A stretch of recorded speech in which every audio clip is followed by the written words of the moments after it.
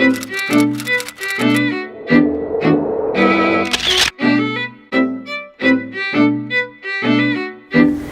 evening, everyone. In this lecture, as usual, I'm going to be talking about you. And I'm going to be talking about a very interesting part of your body called the gastrointestinal tract. Your gastrointestinal tract is about 8 meters long. It starts at the mouth and it ends up at the other end.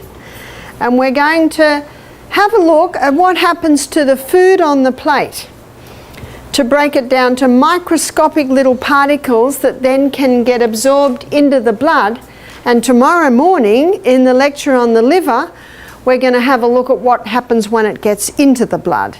But in this lecture, we're going to look at the fascinating process that breaks that food that you're probably dreaming about, that you had Sunday lunch, to microscopic little particles, absorb it into your blood. And all the food goes into the mouth. So the mouth is the first organ of digestion. The mouth is the only area that we have say over when it goes in, we have say over what goes in, we have say over the environment surrounding when it goes in. We also have say over how long it's actually in the mouth. And we also have say over how often it goes in. So this is basically the only area that we have total say over. The mouth's pH is an alkaline pH, and there are only 2 food groups that are broken down in the mouth. A lot of people don't even realize that anything starts its breakdown in the mouth. The enzyme that's released in the mouth that breaks down starch is called ptyalin. And ptyalin is what's often called a salivary amylase. The salivary amylase breaks down starch. It doesn't totally break it down. As you'll see as we go down the journey, it begins the breakdown. When children are born, they have no teeth and they have no salivary amylase. And the first teeth children have when they're, or develop, usually at around the age of 7, 8, 9, 10 months, 11, 12 months of age, are 4 top teeth and 4 bottom teeth. And those teeth are called milk teeth. Do you know why? That's all baby should have, is milk. But it's also taste time. That's a good time to let your baby have a stick of celery to have a little suck on. Maybe a little bit of apple in a net bag to have a suck on. Maybe a little bit of cucumber to suck on. Maybe a little bit of steamed bean to suck on. It's taste time. And when baby is slowly introduced to food like that, it gives their gut time to adjust to the new flavourings coming in. The next teeth that come through are the molars. Now the molars come through back here. Molars grind. And when the molars are fully through, then ptyalin is released by the glands in the mouth, and ptyalin breaks down starch. You see, what we grind, that is your grains. So until the molars are there, baby should not have any grain. And what's the first food that mothers are told to give baby as a rule? Cereal, pure starch. And when it goes into the baby's mouth, it usually comes straight out. Because until the baby has teeth, and even when the baby has teeth, because my babies were breastfed for several years, they suck with their tongue and their top lip. That comes down. So when this slop, you know, the pharynx goes in, baby automatically goes like that. And you know what happens to the pharynx? It pops straight out the mouth again because of that action. So the mother scoops it up and puts it back in again. Have you ever seen mothers do it? Scoop it up, put it back in. It defies reason to me. It just defies reason.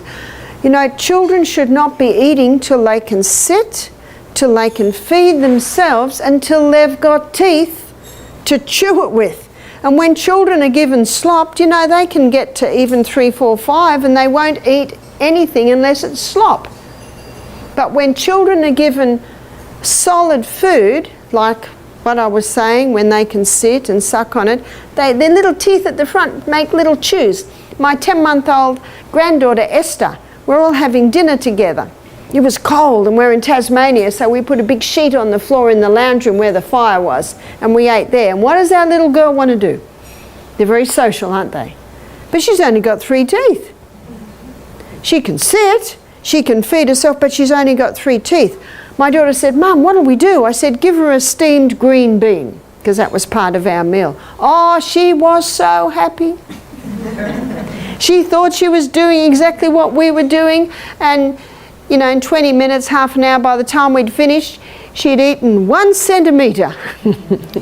And there were little bits of food all around her where she'd chewed little bits off with her 3 teeth. That's what it should be. That's what it should be.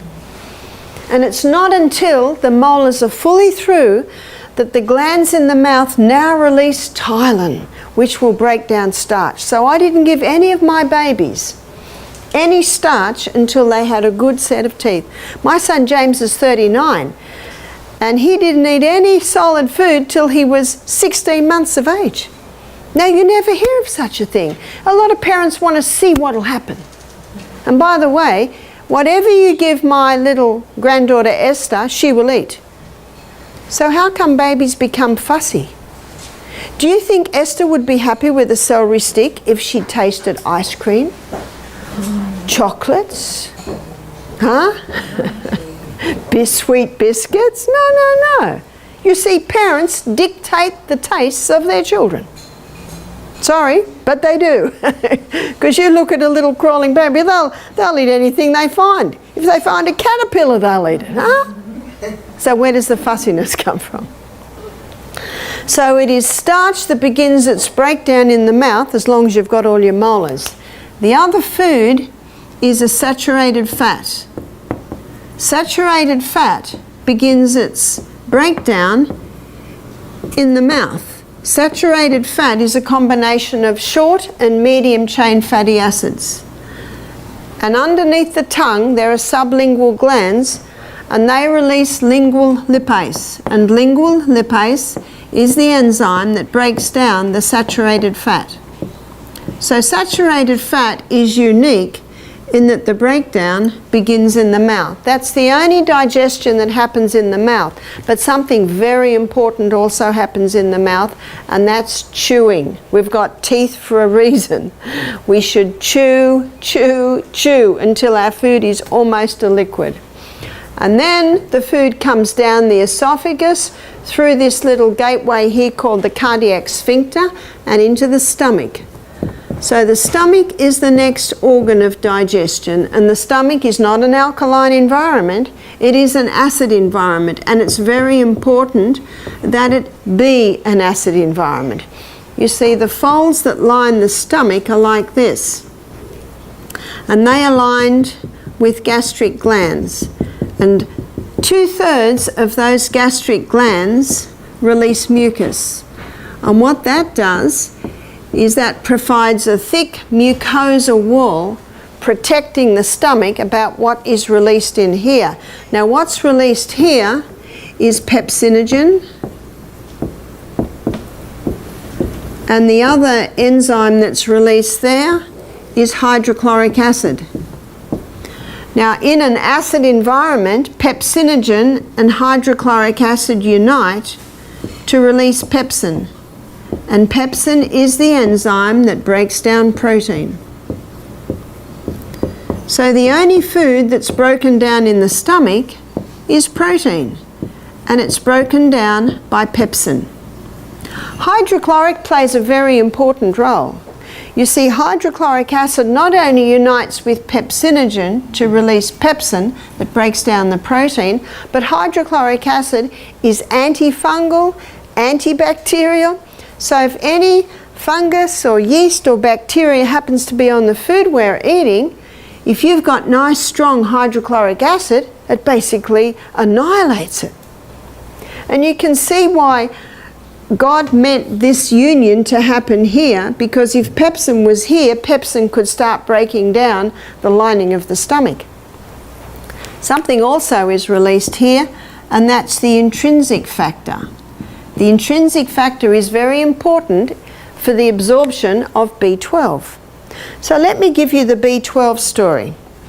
Let's pretend that this is B12. In food, B12 is bound up with an R protein.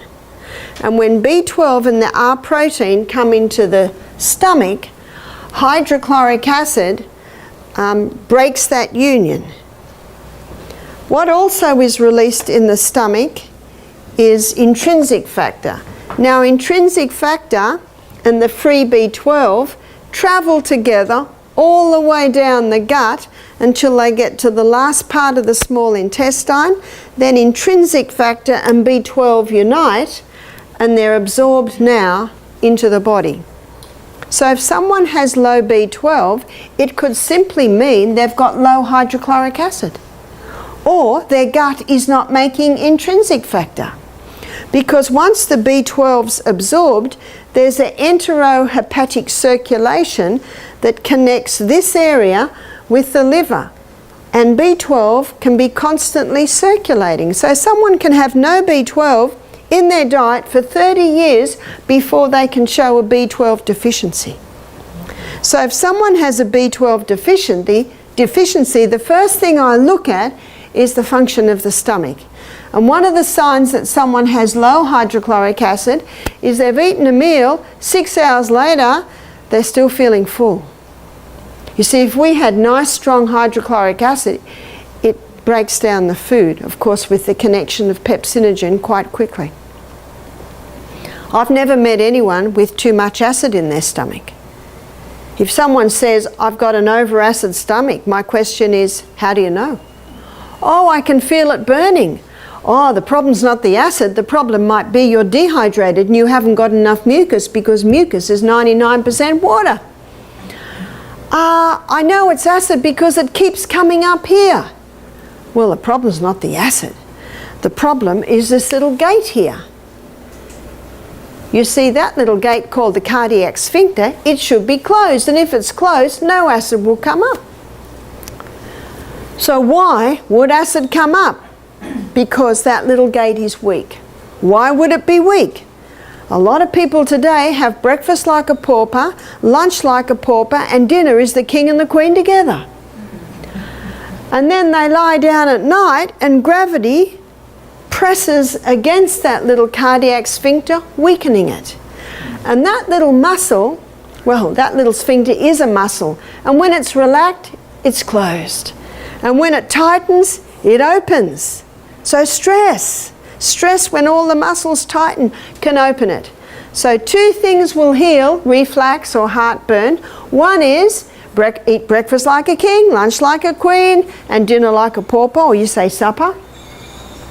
And take magnesium 3 times a day. Is it that simple? It is. Isn't that good news? And if someone takes antacid to stop the acid going up, what's my next question? What's going to break the protein down now? Huh?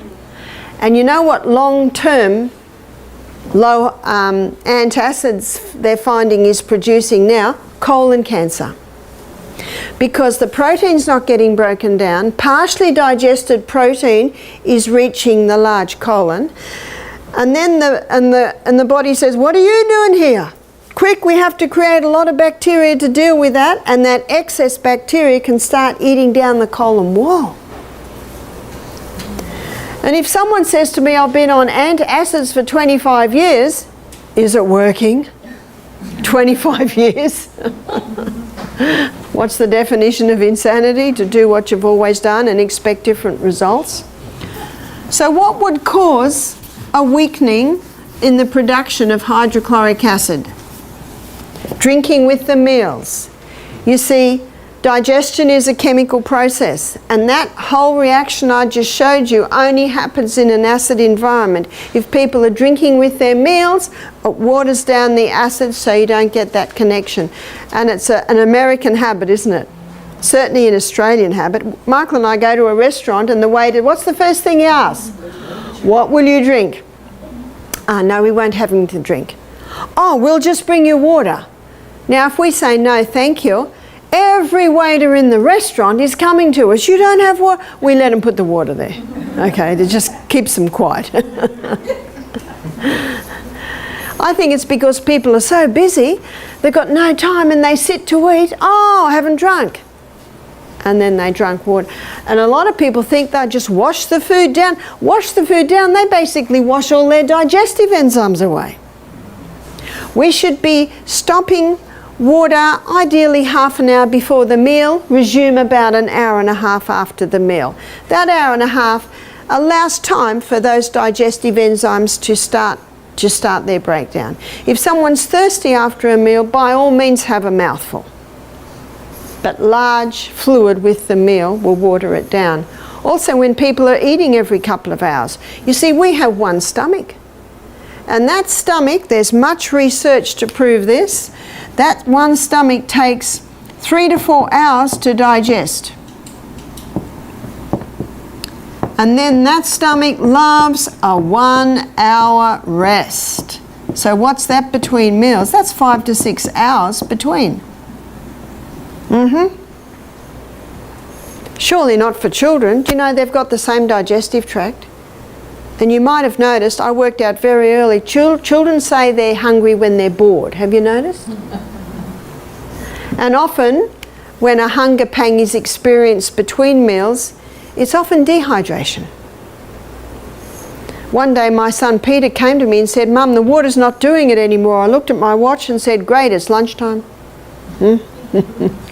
When the water's not doing it anymore, it usually is time. It is time to eat. Also, what exhausts the hydrochloric acid is eating large amounts at the end of the day. See, when we go to sleep at night, our stomach wants to sleep too. So if there's a huge meal in there, you know, everything slows down. The stomach, this digestion's going to be very slow. And when the person wakes up in the morning, do they feel like eating? No. Now my son James, he's a builder. He works out every day. He's very fit. He eats 4 meals a day. He has breakfast at 5:30, and his metabolism is so fast because he's working so much that he has another meal at 11, and he has another meal, I think, about 4, and he goes to the gym at night and works out, and he has something else to eat about 7:38, and it does him well. Can you see how you've got to play with what works for you? One man said to me, "I grew up with 8 brothers. Our mother and father said you're having main meal for breakfast, main meal for lunch, and that's it." He said, "We're working hard on the farm." He said, "We'd get into our cars and go to town and eat junk at night." That mother would be far wiser to see she's got growing boys who are working hard and provide something for them to eat at night. So a meal at night that would digest quickly would be fruit or a salad or soup. Big growing boys can have 4 bowls of soup, or a protein drink. A protein drink can digest easily. You just got to work out what works for you, and your body will quickly tell you what's working. So that is what's broken down in the stomach. Protein and protein alone. All your starch digestion is put on hold because we're now in an acid stomach. And then we move through and come to the first part of the small intestine, which is called the duodenum. And the duodenum has 2 main organs that are emptying into it. Notice we've got the liver here, the gallbladder. The gallbladder is a reservoir for bile, and that bile duct comes down, connects with the neck of the pancreas, and empties into the duodenum. It's an alkaline environment in the duodenum. And the enzyme that is released from your gallbladder, so I'll just do GB for gallbladder, from the duodenum, is bile. And bile is an enzyme that breaks down long-chain fatty acids, so this is your unsaturated fats. So a lot of those fats are vegetable fats, you know, found in your nuts and your seeds.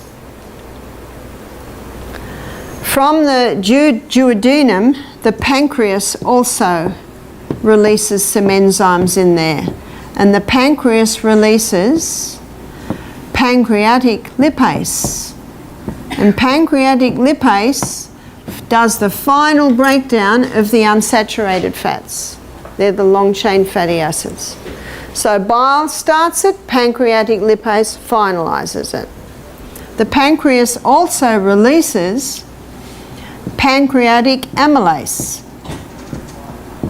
And remember, ptyalin is a salivary amylase, so the amylase salivary amylase ptyalase starts the digestion, put on hold in the stomach, comes to the duodenum, and pancreatic amylase finalises the starch digestion. What's also released in the pancreas is trypsin. And trypsin is the enzyme that finalises protein digestion.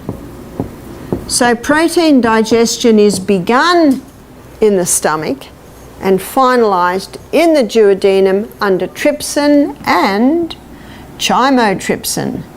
So these are two enzymes that break down protein. I've got some good news. It's going to get easier now. They're all the big words. From this, students, what's the main organ of digestion? It's the pancreas. Most people think that all of their digestion happens in the stomach, but it is not true. Now, one of the great things about saturated fat, it does not need bile. It does not need pancreatic lipase because the breakdown began in the mouth. So people with liver, gallbladder problems, pancreatic problems, what's the best fat for them? Coconut, yeah. Coconut, it's very easy to digest. But you can see if stomach is not acid enough and pepsin can't break down protein, then protein comes into the duodenum and trypsin and chymotrypsin, they just start the breakdown and they should be finalising the breakdown. At every stage, every organ's role is very important. And if the person ate too fast and didn't give time for the ptyalin to begin starch digestion, and undigested starch gets to the pancreas, pancreatic amylase starts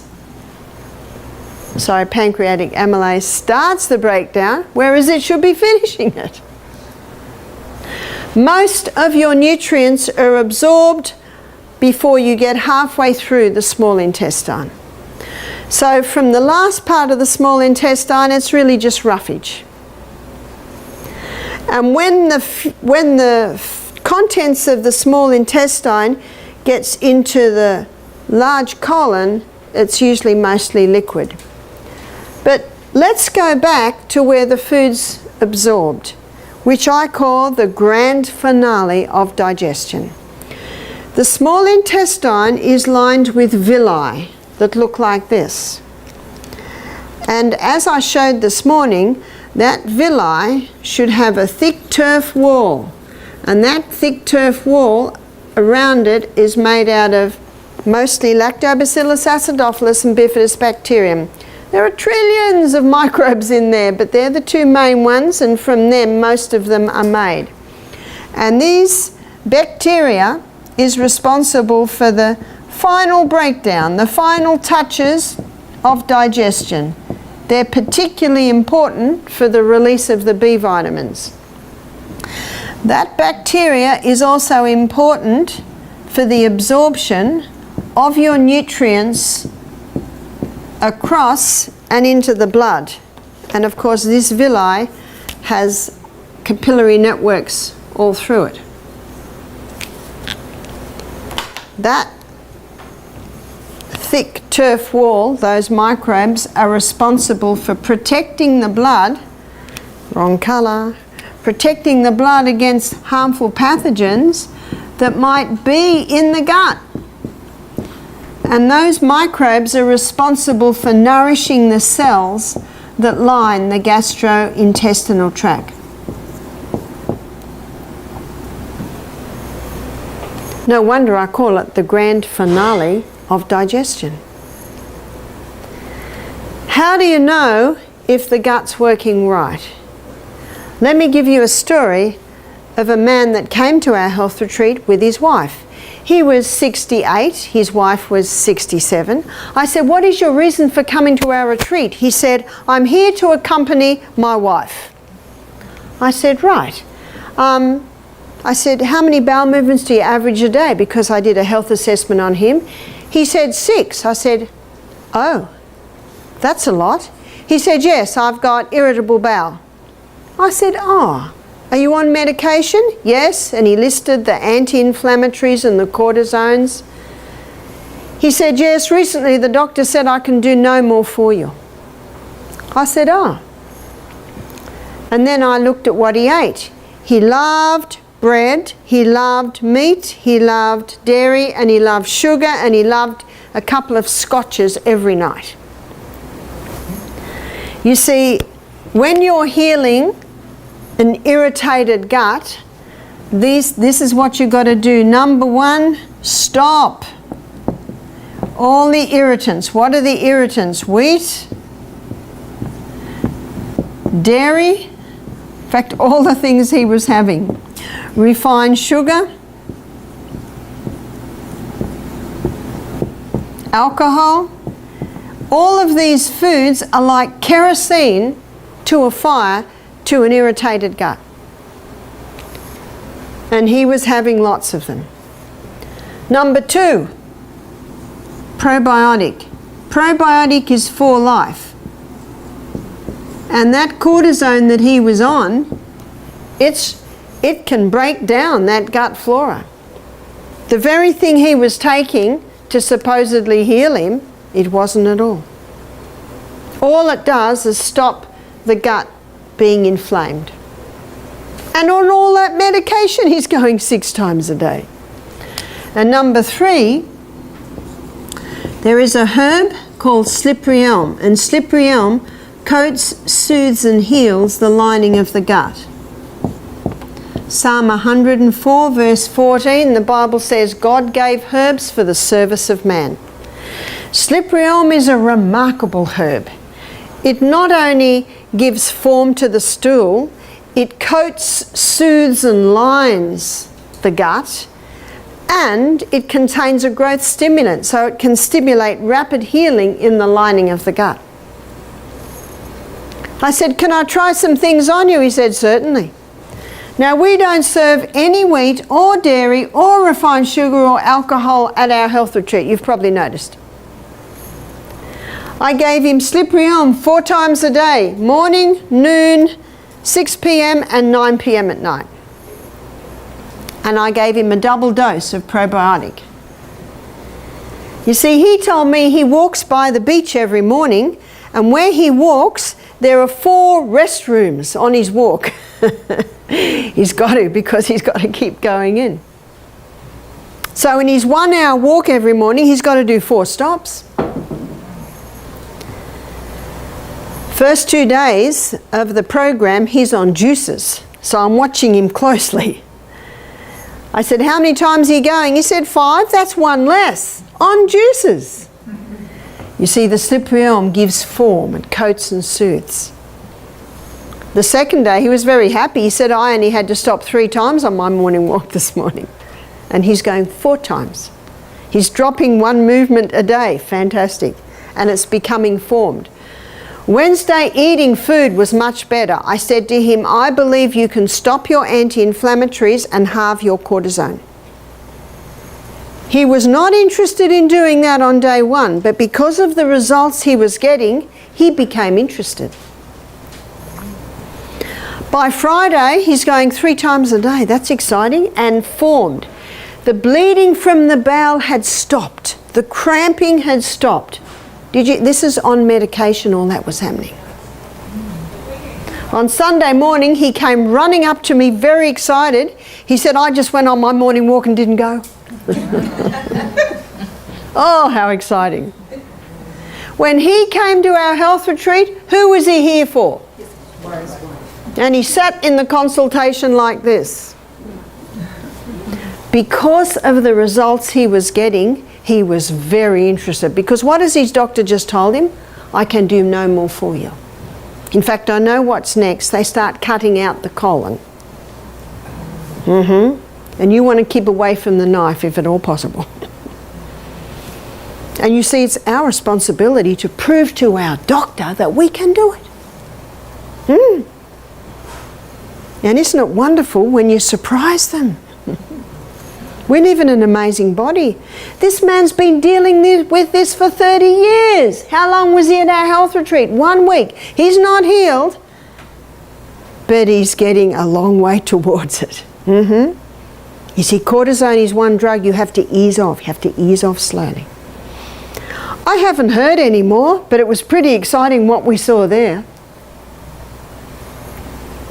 Do you know, as the stools become more formed and less frequent, he can start easing off the slippery elm. But before he eases off the slippery elm, my suggestion to him was get off the cortisone totally, and when everything settles down, start easing off the slippery elm. When he first came to our health retreat, he was not interested in stopping wheat, dairy, sugar and alcohol, but he's interested now.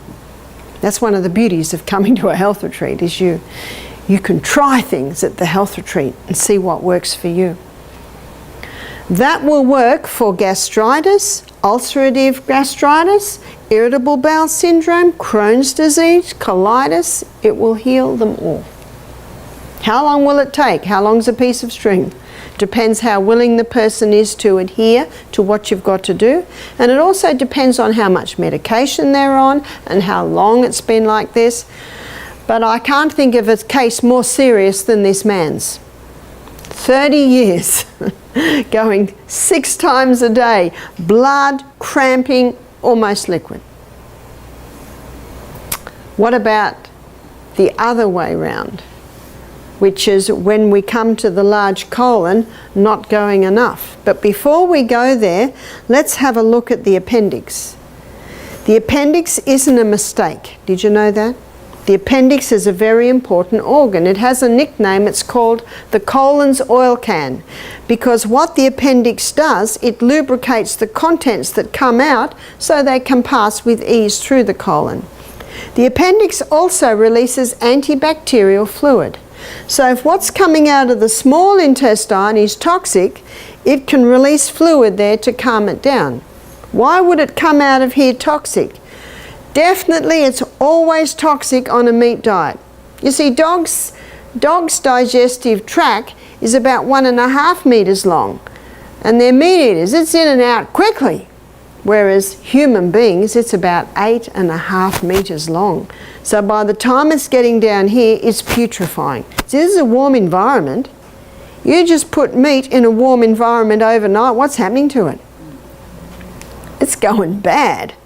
Yes, there are enzymes in there that are breaking it down. Yes, that is happening, because lots of people eat meat and they're not dead. So if someone does want to eat meat, they really have to pack it out with a lot of vegetables to get it through without it poisoning them. Another problem with meat is there's no fibre, and so it easily can get caught in these little pockets. Another reason why if someone chooses to eat meat, it must be with a lot of vegetables to move it through. Now, if a person's eating meat, that food's putrefying, and if they have a steak, say, and ice cream for dessert, that sugar feeds that putrefaction process. So what's coming out here is pretty bad. Now, if what's coming out here is constantly bad, that appendix starts to overwork and it starts to swell. You've heard of people getting appendicitis. It's usually just poor old appendix is just overworked. So what this colon needs, and we looked at that a little bit today, it needs fibre. Your vegetables are your highest fibre food. Vegetables are high in fibre, high in minerals, low in sugars. Whereas fruit is high in fibre, but it's high in sugars and low in minerals. So your healing foods are more your vegetable foods. One of the main functions of the colon is to take water out, so stools are formed. So it's very important to drink adequate water so your colon doesn't have to take too much water out to form the stools. So what happens if a person is only going once a day, how can they encourage their colon to go more? Choose a high fibre diet, make sure they're well hydrated, make sure they're exercising. What if they're doing all of that and they're still only going once a week? And I've met some people that are. Or usually when they start that, they'll start going at least 3 times a week. The cells in our body develop habits, and often the colon has developed a habit, so it's actually, even though you're doing everything right, it's in the habit of not going. So there are herbs that'll revive colon function, and the herb tea mix that we are serving you, we call it colon tea, because these herbs specifically directly affect the function of the colon. And this is the recipe: 1 part cascara, 2 part licorice, and 3 part buckthorn. Licorice is a root, and buckthorn and cascara are barks. So they all need a gentle simmer. So of that mix, you mix it together in a jar, and the recipe is 1 teaspoon of these herbs to 1 cup of water. And then there is a gentle simmer. And you would simmer them for, say, 10 minutes. And the dose is, most people, 1 cup a night will do. If a person's a bit more frequent, half a cup at night. Only in about 3 cases have I ever met people that would need 3 cups a day. But not forever. These herbs, if continually taking, it gets to the point where you have to take less and less and less. Your body's guide basically is your body's response. Or your guide is your body's response. This is the only tea that I know that acts like a laxative, but it's not addictive, because eventually you'll go so much you won't need to take it. Again, at the same time, you've got to eat the fibre, be well hydrated, have most of your food at breakfast and lunch, eat lightly at night. On Wednesday night, we're going to be looking at a poultice lecture and you can put castor oil compresses on the abdomen, and that penetrates deep and can help to break up any lumps in there. Also, at our health retreat in Australia, we have a colonic irrigation system, and that's very good at starting to clean out the colon and get it moving a little bit better. All that is warm water going in and coming out again, so it basically just softens old build-up. Now, as I mentioned to you this morning, another important point is the proper position when you sit on the throne to evacuate, to allow this red muscle is called puborectalis. And puborectalis is there to prevent us being incontinent with our colon.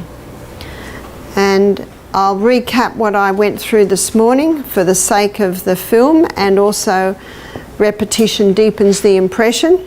So when a person is sitting on the throne like this, puborectalis remains firm, so it's holding still up the colon. But if someone has a little stool, or maybe they've paid the money from Bed Bath and Beyond and got a squatty potty, so now they are mimicking the squatting position. And when the knees are up like this, mimicking the squatting position, that causes puborectalis to relax. And when puborectalis relaxes, then the colon opens and the contents is able to be released with ease. It takes a lot of pressure off the anus, which means it can prevent hemorrhoids, and it can even contribute to the healing of hemorrhoids. In many countries today, people still squat. I met a young man, only 25 years of age, and he had a fistula. What's a fistula? You've got one opening in the anus, but another opening here. And he was so embarrassed, as you can imagine. For years he'd had this swelling, and he used to tell his friends that he had this discomfort, and they used to say, don't worry about it, it's just hemorrhoids. Finally he married, and his wife was a nurse, and for the first time someone looked at it and she saw a swelling there, and it burst one day and a lot of blood and pus came out.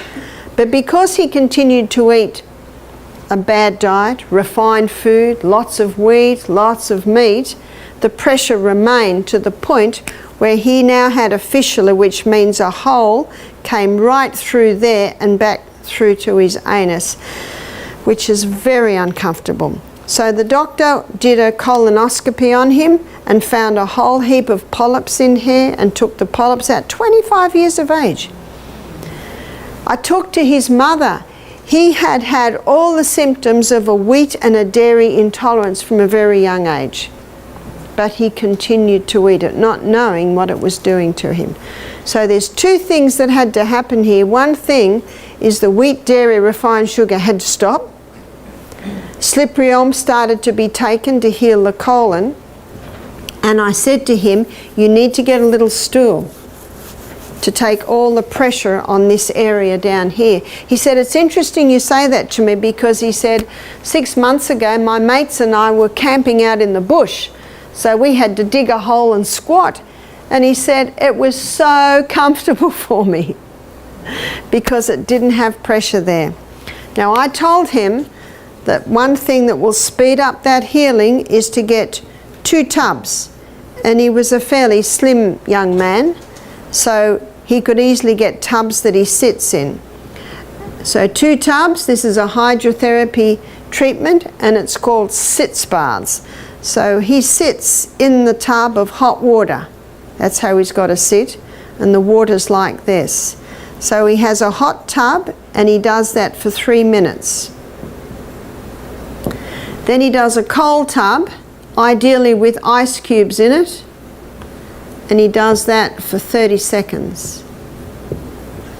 And these sitz baths he does 3 times. On Thursday night, Vanessa's going to be talking to you about hydrotherapy. You see, what's next medically? They start cutting. He's 25. His wife's pregnant with their first child. And that's why he agreed to see me. So I said to him, if you implement stopping the wheat, dairy, refined sugar, you start the slippery elm to heal that, you start doing the sitz baths. I said, do them every night. How long will that take? 10 minutes? I said, you just got to have the tubs, you just got to make an appointment. I said, that will bring a lot of relief. The doctor had just put a rubber loop between the fistula and the anus. And the poor man, you know, he could hardly walk, he could hardly sit. 25. That's the first of a series of operations they plan to do. I said, if I was you, I'd put all that on hold and try this. You see, the body's designed to heal itself, and it will heal itself if you give it the right conditions. You see, what may happen, another operation, and then another operation, and oops, it's not working.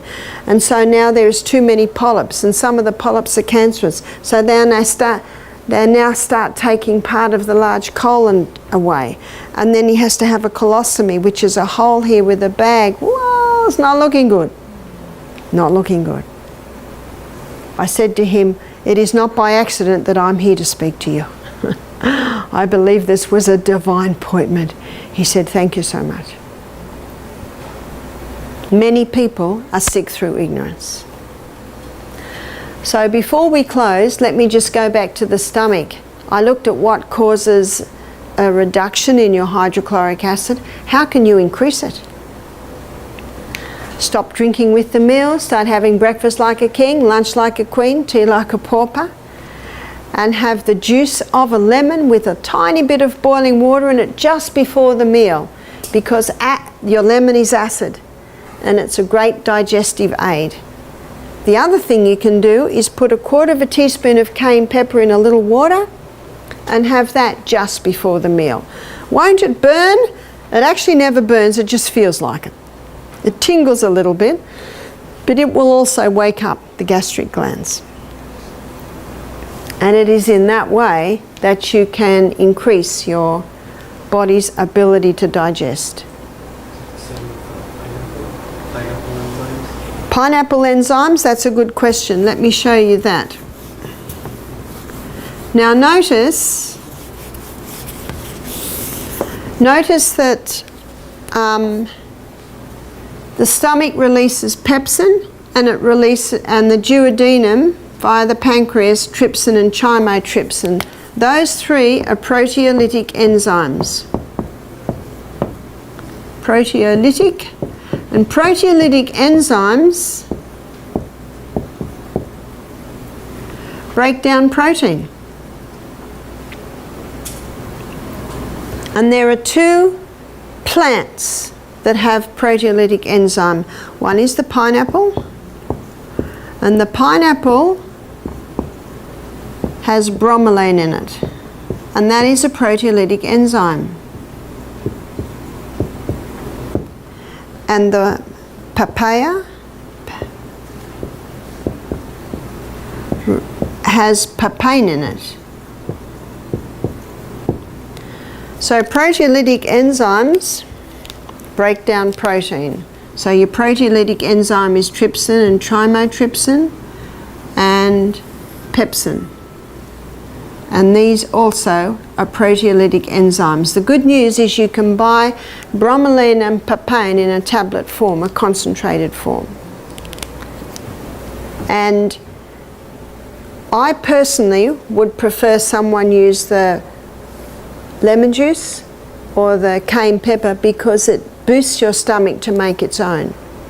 But if someone has pancreatic problems, pancreatitis, pancreas that is cancerous, they need the proteolytic enzymes.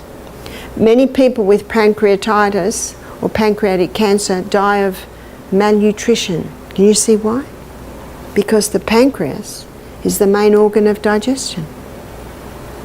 So if anyone has pancreatic problems, the proteolytic enzymes, papain and bromelain, are vital for them. Some products have something called porcine in it, and that's an enzyme extracted from the stomach of the pig. I'm not interested in that. So be mindful when you read your labels. And there are some herbs that are very bitter, and they stimulate the release of digestive enzymes, liver enzymes and pancreatic, and that is gentian and dandelion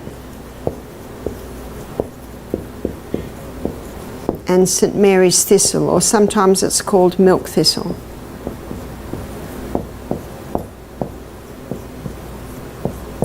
So the beauty of these three herbs is they will increase digestion in the stomach, they will increase the liver's ability to release its bile, and also pancreas. So those three herbs do those three. So they stimulate it to do it, where the bromelain and the papain, they basically can even take the place of those other proteolytic enzymes. And there ends our journey through the gastrointestinal tract. And tomorrow we're going to look at the liver, and I'm going to show you what happens to these tiny little microscopic particles that have been broken down from these foods and come into the blood. We will continue our journey. So tomorrow we look at what happens once those microscopic particles are in the blood and how the liver deals with them. So thank you for your attention.